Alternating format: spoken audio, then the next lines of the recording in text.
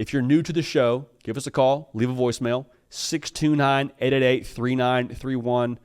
Keep it a little bit concise so we can make sure we get it all on the air. But we got a call from one of y'all talking about the perception of Ryan Day relative to maybe some of the other great coaches in college football, specifically A1 Kirby Smart. Take a listen. What up, JD? Dwayne Rollins, Columbus, Ohio. I got a question for you about Ohio State and Ryan Day. What do you think it will take for Ryan Day to earn the same level of respect as a coach that Kirby Smart gets? He's got the best win percentage. He just won a natty in his 6th year coaching as a head coach. And he doesn't get the same level of respect as a head coach or a football coach as Kirby Smart. And I don't really understand that. Kirby won back-to-back, so I understand why he gets the edge in that sense. But other than that, it doesn't really make a lot of sense to me why Ryan Day gets as much hate as he does. I get we're Ohio State. I get we're easy to hate. But just want your thoughts on that. Thanks, JD. Dwayne, appreciate you calling in, brother. Again, 629-888-3931. Dwayne, I just want to validate you in what you're saying right now because it's not crazy. Ryan Day won a lot of football games. Ryan Day won his first national championship last year. It took him as many years as a head coach to win his first natty as it did Kirby Smart to win his first natty.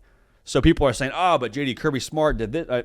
I'm just saying, 70-10 as a head coach. We keep talking about the SEC and how good a conference that is. Y'all, the Big Ten last year was the best conference in college football.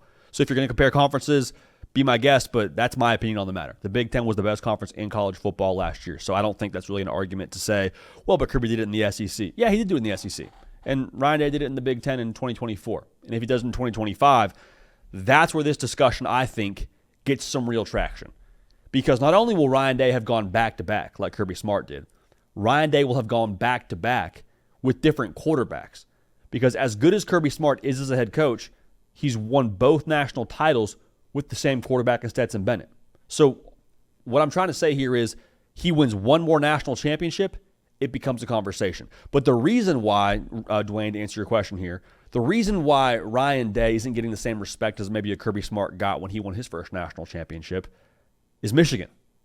And I know that is like vinegar to the ears right now to hear, but it's the case. Because when he got the keys to Ohio State, he inherited a spot now from Urban Meyer where he'd gone 7-0 against Michigan. And now Michigan, to their credit, they had been working behind the scenes in the shadows and eventually found themselves in a spot where they were a national championship kind of team. So kind of preparation met opportunity for Harbaugh and the boys. But the point being, you have to slay your dragon if you're Ryan Day. And his dragon right now is Michigan.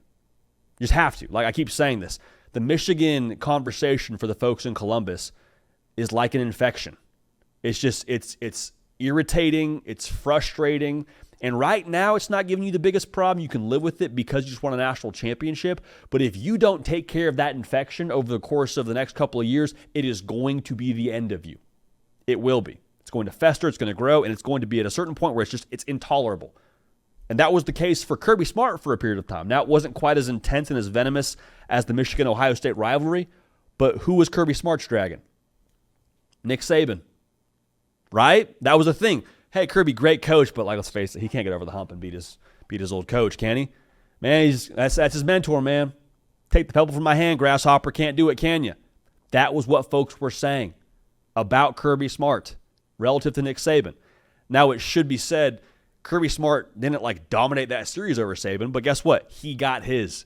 He got one on the biggest stage in the national championship game in Indianapolis over his former boss and slayed his dragon.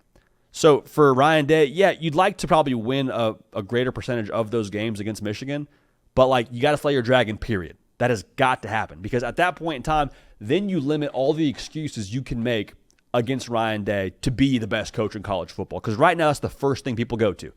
National title, that's nice. Win percentage, great. Can't beat Michigan, is what people are saying. Now, it should be noted he has one win over Michigan, so it's not he's never done it, but you got to do it more if you want to be considered the best coach in the sport.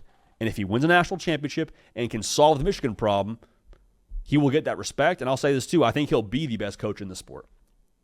I mean, a lot of this pertains on what happens with Kirby, but that's how I feel about it with Ryan Day and Ohio State here going forward.